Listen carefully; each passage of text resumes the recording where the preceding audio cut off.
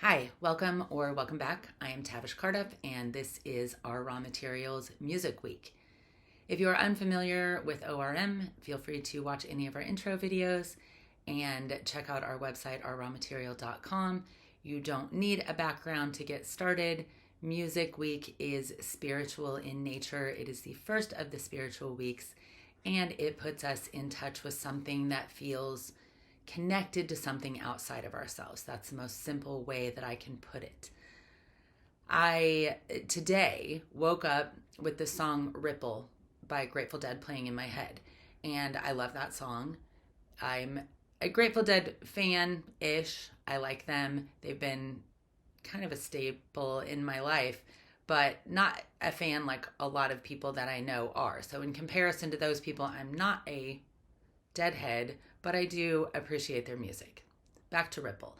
The song gives us such a great idea about who we are as just a single person where we sit, and the fact that we have an influence no matter what we do or who we are. There's something in us that ripples in still water, as they say. And I think it is a cool concept to bring to the forefront today as we talk about Music Week. First off, I am going to see a Grateful Dead cover band tonight, Casey Bones. I'm going to see the show with a friend of mine who's a recent convert to Grateful Dead fan. And in my life, I got to see them actually twice when I was younger before Jerry Garcia passed away.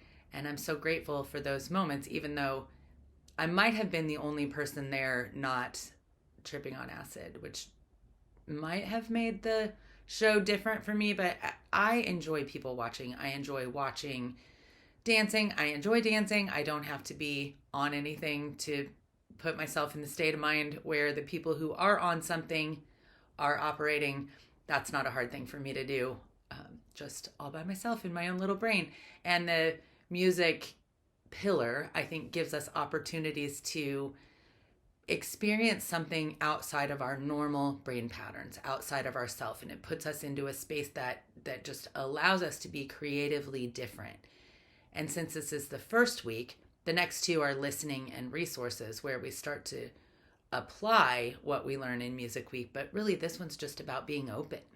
It's about being able to recognize the exchange, the spiritual exchange that we have with the people around us, or the music around us, or the environment around us.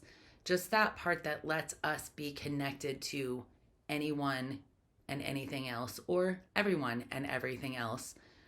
The more you practice this relationship with your spiritual self from the standpoint of listening, we're asking ourselves to step away from our emotion.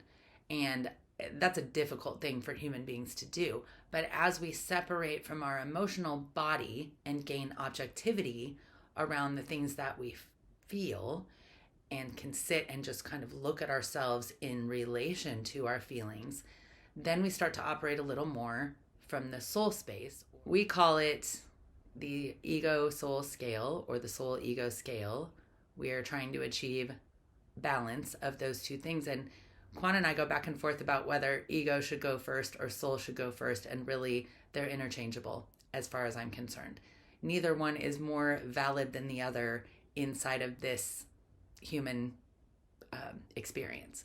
So our ego and our soul, equally important.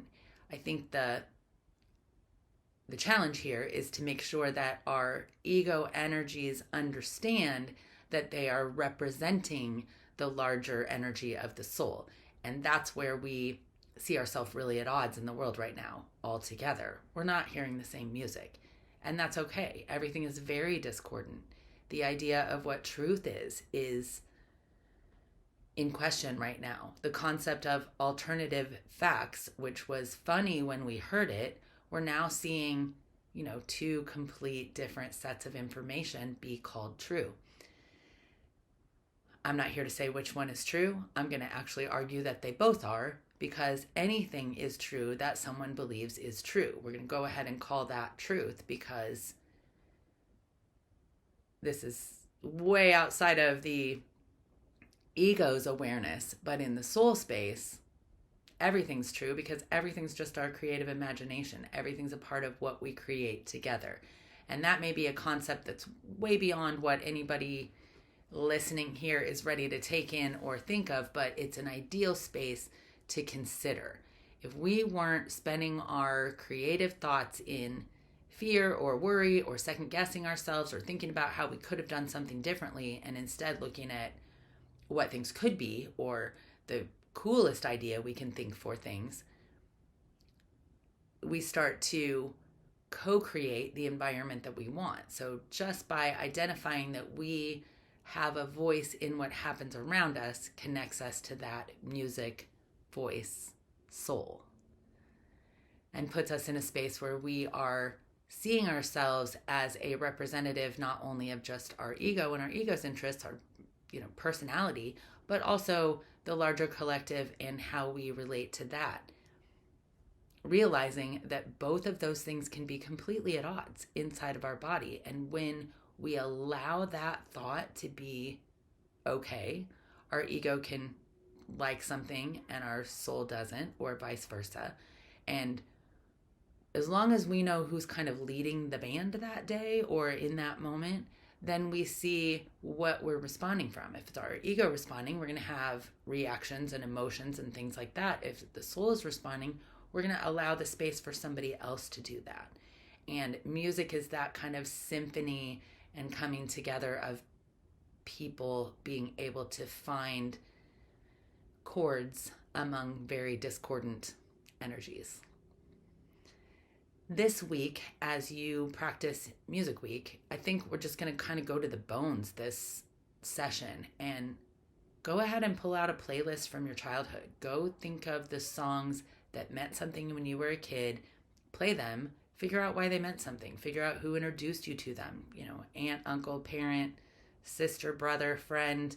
Where did these songs come from? How did we attach to certain songs that we appreciate and love?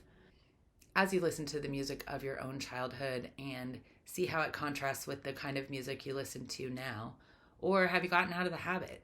Have you become so focused on so many other things that you don't take the time to listen and take in that creative space that helps you become creative within you? Music Week. Open up that space. Let information, music, spirit, soul come in, and remind your ego that it is not alone. There is a lot of support from the spiritual pillars: music, listening, and resources. Our proverbial sky. I'll be back next week to talk about food as we hit Pillar 3, and I hope you all have a beautiful week. Thank you so much.